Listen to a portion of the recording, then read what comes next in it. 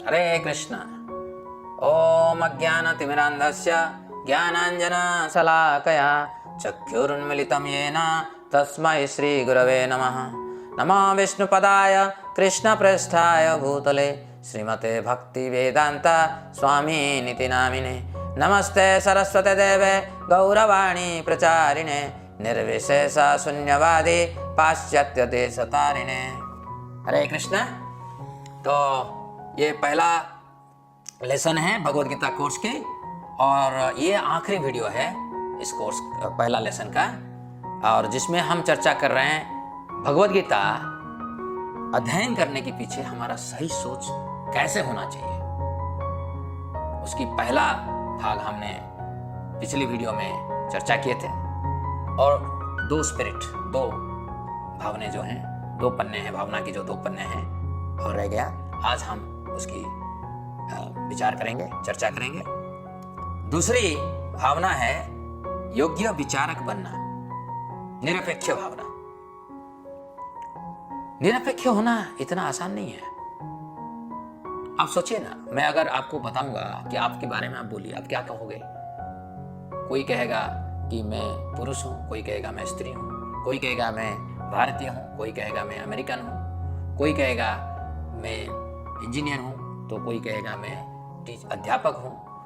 तो ऐसे आप सब भिन्न भिन्न तरह के वर्णन करेंगे अपने बारे में, परंतु मैं वो सब नहीं हूं। निरपेक्ष बनने का अर्थ है मैं ऐसे भावना से परे हूं। जैसे लोग कहते हैं ना, आज के जमाने में क्या कहते हैं, ना मैं अमेरिकन हूं, ना मैं भारतीय हूं, ना मैं स्त्री हूं, ना मैं पुरुष हूं, मैं इंसान हूं, मैं मानव हूं।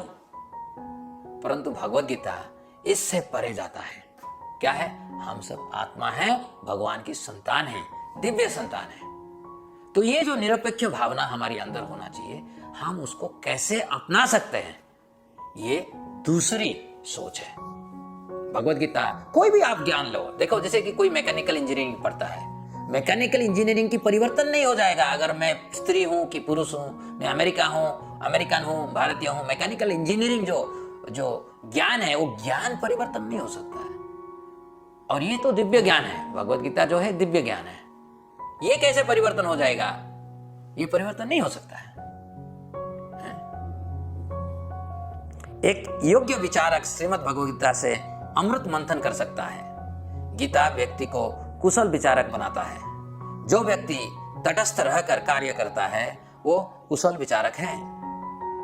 भगवद गीता में कुशल विचारक को इस प्रकार से परिभाषित करते हैं, यदा संहरते चायं कुर्मंगानीव सर्वसा इंद्रियाणि इंद्रियार्थेभ्यस् तस्य प्रज्ञा प्रतिष्ठिता। जिस प्रकार कछुआ अपने अंगों को संकुचित करके खोल के भीतर कर लेता है, उसी तरह से जो मनुष्य अपनी इंद्रियों विषयों से खींच लेता है, वो पूर्ण चेतना में दृढ़ता पूर्वक स्थिर होता है। ये भगवद गीता में लिखा गया है। ये बहुत महत्वपूर्ण है। क्यों? अब देखिए, मैं पहले कहा था, सृष्टि को अगर आप देख नहीं पाते हो, आप सृष्टा के पास नहीं पहुंच पाते हो। क्यों सृष्टि को हम नहीं देख सकते हैं? जब हम सृष्टि को देखते हैं, सृष्टि को भोग करने के लिए आगे निकल जाते हैं। हमारे अंदर आग्रह भोग करने का है। सृष्टि को निरपेक्ष रूप में देखना, ये हमारी योग्यता हुआ नहीं है। परंतु अगर भगवद गीता की श्रवण करेंगे तो हम सृष्टि को सही दिशा में, सही नजर से देख सकते हैं। तो इसलिए जो सत्य को जानना चाहते हैं उनका कर्म अलग होता है, और जो भोग में रहना चाहते हैं, जो अंधकार में रहना चाहते हैं, जो तमसा के अंदर रहना चाहते हैं, उनकी कर्म अलग होता है। और इसके बारे में भी भगवान ने बताया भगवद गीता में, यानी सा सर्वभूतानां तस्यां जागर्ति संयमी यस्यां जागृति भूतानि सानि सा पश्यतो मुनेः। जो सब जीवों के लिए रात्रि है वो आत्मसंयमी के जागने का समय है, और जो समस्त जीवों के जागने का समय है वो आत्म निरीक्षक मुनि के लिए रात्रि है। अब देखिए, जो भगवत गीता में रुचि लेगा वो निरीह पशु को मार के खाने के लिए इच्छुक नहीं होगा। जो आत्मज्ञान के लिए आगे बढ़ा है वो कभी भी मादक द्रव्य सेवन नहीं करेगा, ना कि यौन शोषण में अपने आप को नियोजित कराएगा। यानी कि जो भोगियों के लिए, संभोगी के लिए रात्र है, वो एक सत्यान्वेषी के लिए दिन है। ये सत्यान्वेषी सुबह जाग जाता है, 3 बजे जागता है, नहाकर शौच होकर ब्रह्म कर्म में अपने आप को नियोजित कर देता है। ये सत्यान्वेषी है। और जो भोगी है वो रात भर निशाचर प्राणी जैसे गंदे काम में अपने आप को नियोजित करता है और सुबह 10 बजे, 11 बजे, 12 बजे के बाद जागता है। यद्यपि गीता शास्त्र विचारकों के लिए है, तथापि जो व्यक्ति इसमें रुचि लेना आरंभ करते हैं वो विचारशील बनने लगते हैं। ये मौलिक सिद्धांत है जिसके आधार पर भगवत गीता की प्रभाव प्रकट होता है। ये गीता का उत्तम पहलू है। जो व्यक्ति गीता की शरण लेगा वो योग्य विचारक बन जाएगा। जो व्यक्ति स्वार्थ की भावना त्याग कर तटस्थ रूप से कार्य करेगा वो विचारशील बनेगा। ऐसे निस्वार्थी व्यक्ति अपनी पूजा प्रतिष्ठा के प्रति लोलुप नहीं होते हैं, ना ही वो किसी का प्रति पक्षपात होता है। जिस क्षण आप में पक्षपात की भावना प्रकट होती है उसी क्षण आपके उत्तम विचार विलुप्त हो जाता है। जब मैं कह देता हूं मैं भारतीय हूं, यानी कि मैं और सबको शत्रु मान लेता हूं। परंतु मैं जब अपने आप को भगवान की संतान मानता हूं, उसकी पहले मैं दूसरों को देखता हूं कि ये सब भगवान की संतान है। और हमारी वैदिक संस्कृति जो है, इसकी महानता यह है, हम सबको वसुधैव कुटुंबकम इस विचार से देखते हैं। यही कारण है कि महान से महान योगी अपने परिवार, धन संपत्ति, यश कीर्ति का परित्याग कर हिमालय के कंदरों या तीर्थ स्थान की शरण लेते हैं। वहां रहकर कठोर तप और साधन के माध्यम से ये तटस्थ भावना प्राप्त करते हैं। तटस्थ भावना का अर्थ है कि आप समस्त वस्तुओं में एवं समस्त परिस्थितियों में समान भाव रखें। हमारे समाज में एक कहावत है कि साधु बनना एक गुनाह है। साधु बनने का अर्थ है आप संसार को परित्याग कर दोगे, देश को परित्याग कर दोगे, समाज को परित्याग कर दोगे। अरे वो साधु बन गया। देखिए, हम भारतीय सभ्यता के आदर्श के बारे में बात करते हैं और इस आदर्श में जो अनुप्राणित होते हैं वो पहले चले जाते हैं हिमालय के कंदरों में, तीर्थ क्षेत्र में, जहां पे साधु लोग रहते हैं, उनकी संग लेते हैं। पहले साधु गुणों को अपनाते हैं, तब जाके कोई पिता बनता है, कोई माता बनता है, कोई बेटा बनता है, कोई नेता बनता है, कोई शिक्षक बनता है।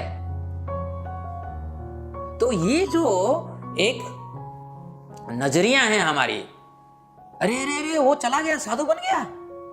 साधु बनने का अर्थ नहीं है कि वो सब कुछ छोड़ के चला गया। साधु बनने का अर्थ है अपने विचारों को शुद्धिकरण किया, निरपेक्ष की भावना में अपने आप को स्थित किया, तटस्थ की भावना में अपने आप को स्थित किया। बहुत सारे जो पक्षपात के विचार हैं उससे परे हो गया। तो ऐसे लोग जो हैं वो तीर्थ क्षेत्र और हिमालय के कंदरों में रहकर कठोर तप और साधन के माध्यम से ये निरपेक्ष भावना प्राप्त करते हैं। तटस्थ यानी कि निरपेक्ष भावना का अर्थ है कि आप समस्त वस्तुओं में एवं समस्त परिस्थितियों में समान भाव रखते हैं, ना किसी के प्रति द्वेष हो और ना ही किसी के प्रति स्नेह। इस भावना में व्यक्ति सभी जीवों को भगवान के अंश के रूप में देखता है। सो यानी कि अब देखिए, हम कहते हैं कि कोई भी पढ़ सकता है भगवत गीता। नहीं, पढ़ने के लिए योग्यता चाहिए। मगर वो योग्यता कैसे आएगा? नहीं, भगवत गीता को श्रवण करते करते। किससे श्रवण करना चाहिए? जो भगवत गीता को पढ़े हुए हैं, प्रामाणिक आचार्य के गुरुकुल में जाकर जो भगवत गीता की शिक्षा लिए हैं, उनसे अगर आप श्रवण करोगे तो आप भी निरपेक्ष बन जाओगे, तटस्थ बन जाओगे। हमारे पास योग्यता नहीं है, मगर उस योग्यता भगवत गीता से ही आता है।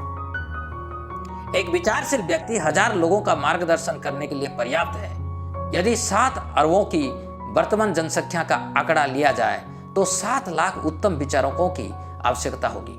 ये श्रीमद् भगवद गीता का अनुशीलन करने वाले 7 लाख विचारक समस्त पृथ्वी को आत्मज्ञान, सुख समृद्धि और शांति की ओर मार्गदर्शन करने में सक्षम हो जाएंगे। इस प्रकार अत्यंत अपेक्षित वसुधैव कुटुंबकम की भावना प्राप्त हो सकेगी।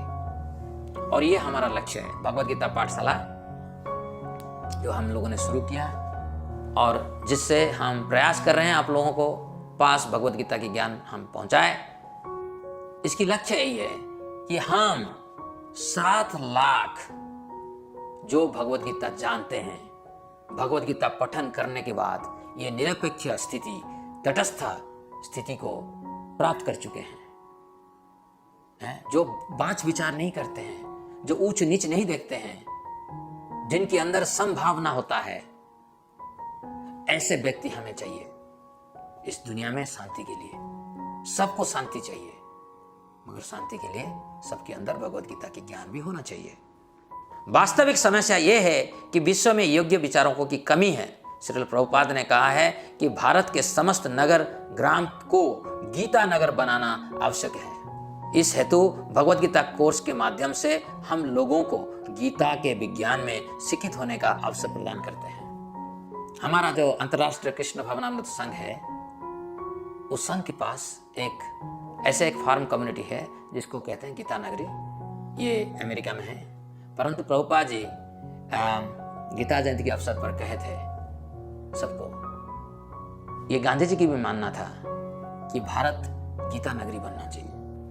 भारतवर्ष में सभीयों को गीता के बारे में ज्ञान होना चाहिए। ये हमारा अपना महात्मा गांधी की इच्छा था। कितने हम इस इच्छा को पूर्ति करने के लिए आगे बढ़े हैं।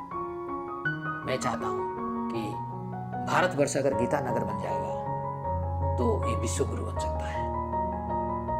चलिए हमारी साथ दीजिए और इस भारतवर्ष को हम विश्व गुरु बनाने के लिए कोशिश करते हैं। और कैसे होगा? भारतवर्ष संपूर्ण रूप से गीता नगर बनना चाहिए। इधर हर बच्चे, हर युवा, हर वयोज्येष्ठ सबको गीता आना चाहिए, गीता की ज्ञान होना चाहिए। और सबसे इंपॉर्टेंट जो है तीसरा पन्ना जो है भगवत गीता अध्ययन की, जो हमारी सही सोच की तीसरा पन्ना जो है, भगवान श्री कृष्ण के साथ संबंध स्थापित करना। योग्य विचारक होने के अलावा हमें भगवान श्री कृष्ण का मित्र एवं भक्त भी होना चाहिए। हमें श्री कृष्ण के दिव्य उपदेशों में अनन्य श्रद्धा होनी चाहिए। श्री कृष्ण भगवद गीता में कहते हैं, सवायम मया तेद्य योग प्रोक्तः पुरातना भक्तोसी में सखा चेति रहस्यम ही एतद उत्तमम। आज मेरे द्वारा वही यह प्राचीन योग यानी परमेश्वर के साथ अपने संबंध का विज्ञान तुमसे कहा जा रहा है, क्योंकि तुम मेरे भक्त तथा मित्र हो, अतः तुम इस विज्ञान के दिव्य रहस्य को समझ सकते हो। ये क्यों भगवान ऐसे कह रहे हैं? देखिए, भगवत गीता दिव्य ज्ञान है। जैसे भौतिक ज्ञान को प्राप्त करने के लिए मुझे भौतिक इंद्रियां चाहिए, परंतु दिव्य ज्ञान को अनुभूति करने के लिए ऐसे नहीं हो सकता है कि मैं अपना इंद्रिय द्वारा दिव्य ज्ञान को उपलब्ध कर सकता हूं। नहीं, भगवान स्वयं मेरा दिल में बैठकर इस दिव्य ज्ञान की स्फुरण करते हैं। वो कैसे संभव होगा? जब मेरा भगवान के साथ एक अनोखा रिश्ता बन जाता है। और वो रिश्ता जब तक नहीं बनेगा, भगवान मेरा दिल में वास नहीं करेंगे। और जब दिल में वास नहीं करेंगे, ये ज्ञान आत्मस्फुरण नहीं होगा। इसीलिए रहस्यम ही एतद उत्तमम भक्तोसी में सखा चेति, हे अर्जुन, तुम मेरा भक्त हो, तुम मेरा मित्र हो, इसीलिए तुम्हारी दिल में निवास करके मैं तुम्हारी दिल के अंदर जो अज्ञानता है उसको निकाल कर इस दिव्य ज्ञान की स्फुरण कर सकता हूं। तो इसीलिए भगवद गीता के अध्ययन जो करना चाहता है उन सबको भगवान के साथ एक अनोखा रिश्ता करना चाहिए। वो रिश्ता श्रद्धा की भावना होना चाहिए। हमें भगवद गीता की यथारूप जैसे भगवान श्री कृष्ण ने अर्जुन को दिया स्वीकार करना चाहिए। श्रील प्रभुपाद श्रीमद् भगवद गीता की भूमिका में कहते हैं, भगवद गीता की मर्म भगवद गीता में ही व्यक्त है। यह इस प्रकार है, यदि हमें किसी औषधि विशेष का सेवन करना हो तो उस पर लिखे निर्देशों का पालन करना होता है। हम मनमाने ढंग से या मित्र की सलाह से औषधि नहीं ले सकते। इसका सेवन लिखे हुए निर्देश के अनुसार या चिकित्सक के आदेश अनुसार करना होता है। इसी प्रकार भगवद गीता को इसके वक्ता श्री कृष्ण द्वारा दिए गए निर्देशन अनुसार ही ग्रहण या स्वीकार करना चाहिए।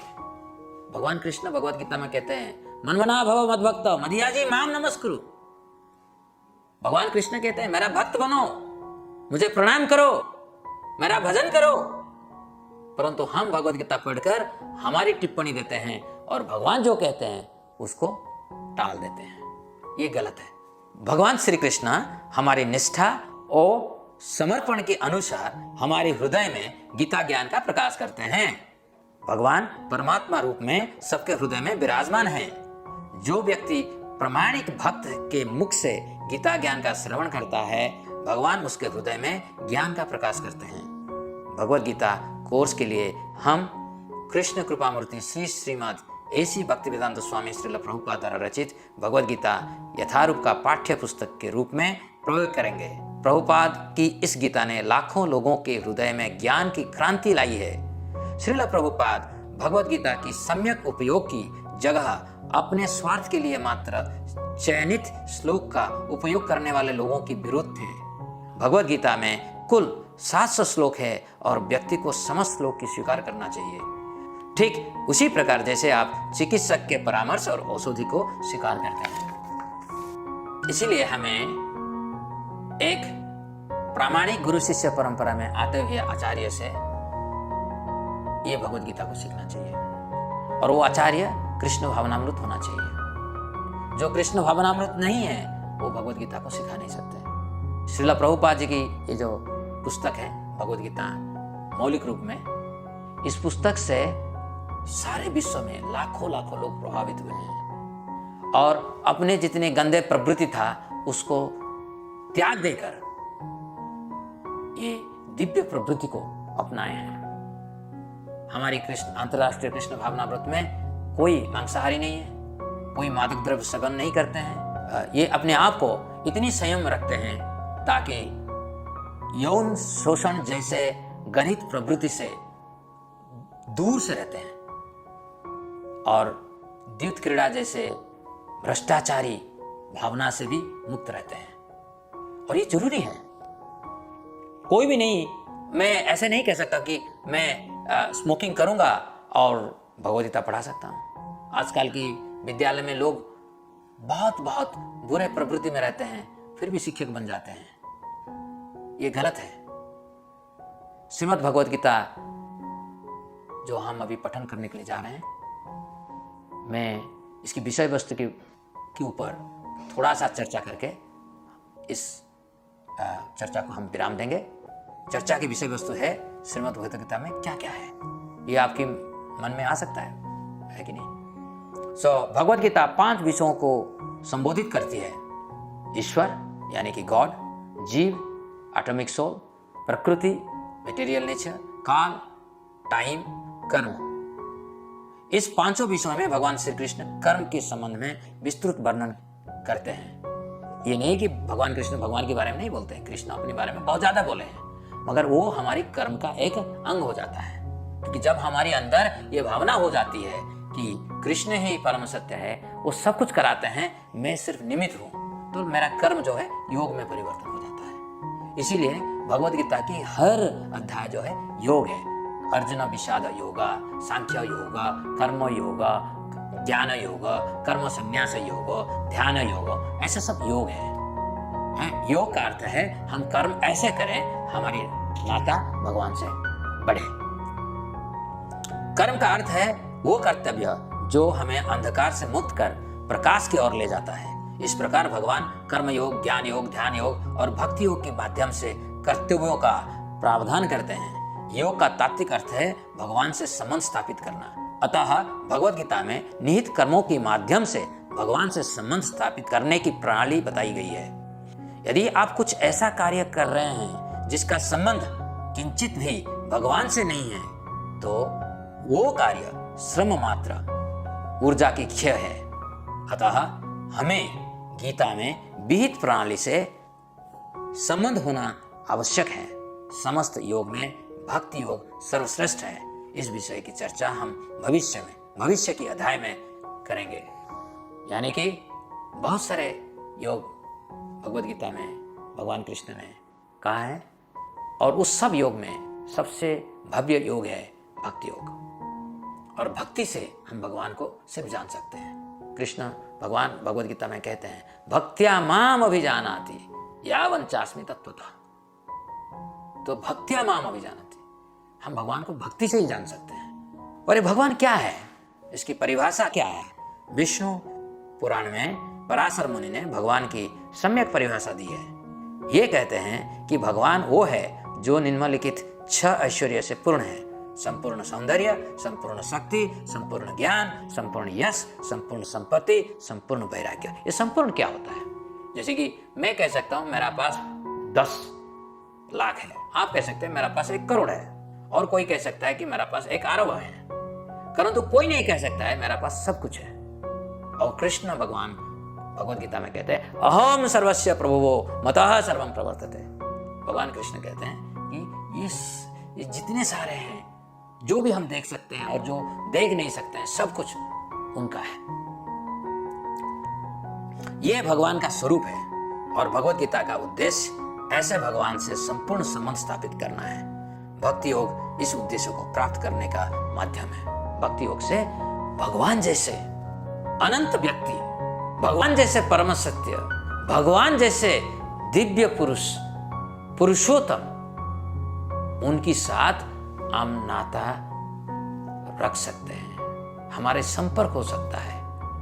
कभी सख्य भावना में हमारा मित्र है, कभी दास्य भावना में मैं उनकी दास हूं, कभी पिता माता की भावना में वो मेरे बेटे हैं, कभी प्रेमिका की भावना में। तो कोई भी भावना में हम भगवान के साथ एक रिश्ता बना सकते हैं। और वो सब रिश्ता जो है दिव्य रिश्ता है, शाश्वत रिश्ता है, और वो रिश्ता जो है चिरंतन है। भगवद गीता परिपूर्ण विज्ञान है। यह जड़ तथा चेतन के सम्यक ज्ञान प्रस्तुत करता है। ये कालातीत ग्रंथ मानव मात्र के लिए उपयुक्त है। भगवद गीता हमें बताती है हम भगवान के अंश हैं, हमारे संबंध भगवान से है। भगवद गीता के नियमित अध्ययन करने से हम अपनी दिव्यता का पुनः अनुभव कर सकते हैं और भगवत प्राप्ति की ओर अग्रसर हो सकते हैं। जैसे मैं बहुत बार कहता हूँ, एक लोहा को अगर आप आग में डाल देते हो, कुछ देर के बाद वो लोहा आग बन जाता है। ऐसे ही जब आप भगवद गीता को, वाणी को बार बार श्रवण करेंगे, भगवद गीता के श्लोक को बार बार अभ्यास करेंगे, उच्चारण के अभ्यास करेंगे और साधुओं की संगति लेंगे, तो हमारे अंदर दिव्य गुण की परिस्फुटन हो जाएगा। जीवन रासायनिक प्रक्रिया का परिणाम है या नित्य भगवान के अंश है?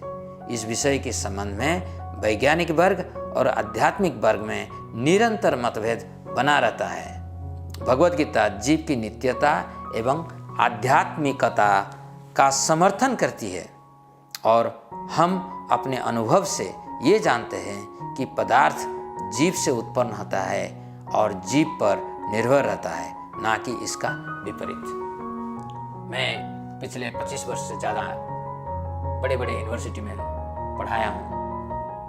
इतना तो जानकारी मेरा अंदर है कि जीवन पदार्थ से आता नहीं है, पदार्थ जीवन से आता है। जैसे एक पेड़ है, पेड़ जो है एक पोशाक है, असलियत में वो आत्मा है, क्योंकि आत्मा है, पेड़ से फूल आता है, फल आता है। जैसे ये मनुष्य शरीर जो है पोशाक है, परंतु मैं आत्मा हूं, क्योंकि इधर आत्मा है, आप लोग मुझे सुन रहे हो। जब आत्मा इस शरीर को त्याग दे देता है, आप 4 बांस की जो लकड़ी है उसमें आप मुझे डालकर भैरव घाट ले जाएंगे, है कि नहीं? और क्योंकि मैं आत्मा हूं, इसीलिए मैं शादी करता हूं। शादी करने के बाद मेरे बच्चे होते हैं। मेरा पापा और माँ की कृपा से मुझे शरीर प्राप्त हुआ। तो एक प्रक्रिया चल रहा है। पिछले 35 साल की अनुशीलन से मैं दृढ़ता के साथ ये कह सकता हूं आप सबको, जहां पे आत्मा है वहीं से पदार्थ की प्रकाश होता है, और जहां पे पदार्थ है वहां आत्मा की प्रकाश नहीं होता है। ये गलत सोच है। हम सब दास हैं तो स्वामी कौन है?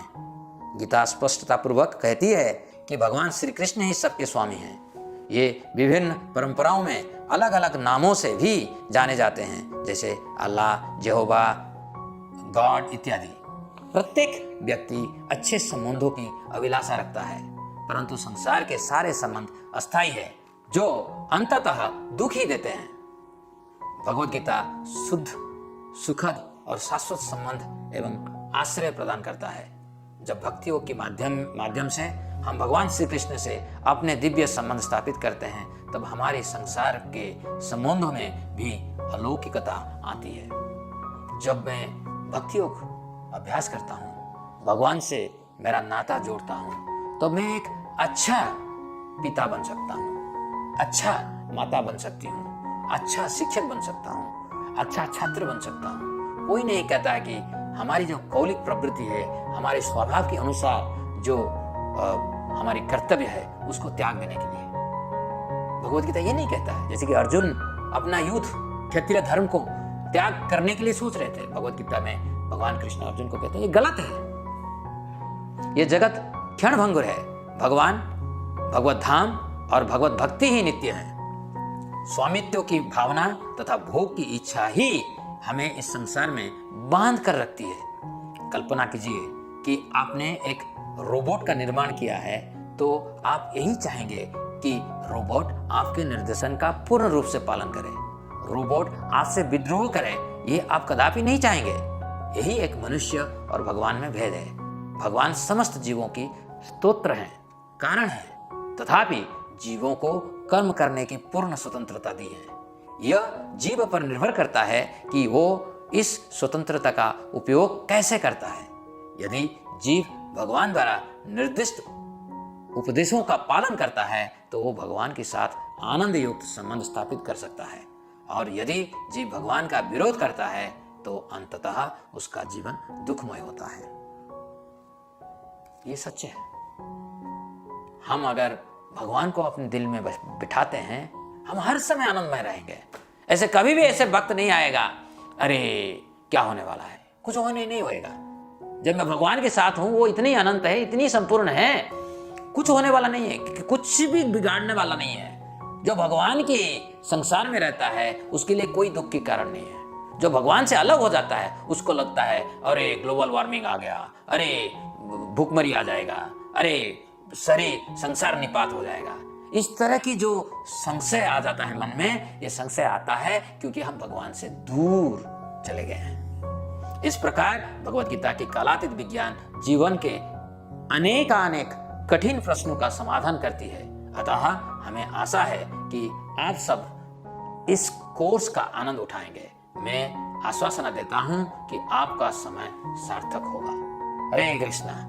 तो ये जो प्रथम अध्याय है, हमारी लेसन प्लान था, इसको हमने संपूर्ण रूप से चर्चा किया जैसे हमने लेसन प्लान बनाया, और मेरा यह आशा है कि इस अध्याय के बाद आपके अंदर कुछ मौलिक सोच जो है उसमें परिवर्तन जरूर होगा। अगर आप अभी तक ये विचार कर चुके हैं कि मैं आत्मा हूं, मेरा बहुत सारा जन्म हो चुका है, आगे बहुत सारा जन्म आने वाला है। कृष्ण परम सत्य, ये सारे सृष्टि की नियंता है, सृष्टा है। इस तरह की भावना अगर आ गया और आपके मन में अगर ये से भावना आई कि कोई भी प्रश्न हमारे अंदर में है वो भगवत गीता में मिल सकता है, तो आप सबको ये जो भगवत गीता की कोर्स है उससे बहुत आनंद आएगा और आप अपने जीवन को पूर्ण बना सकते हैं, स्वयं संपूर्ण बना सकते हैं। हरे कृष्ण।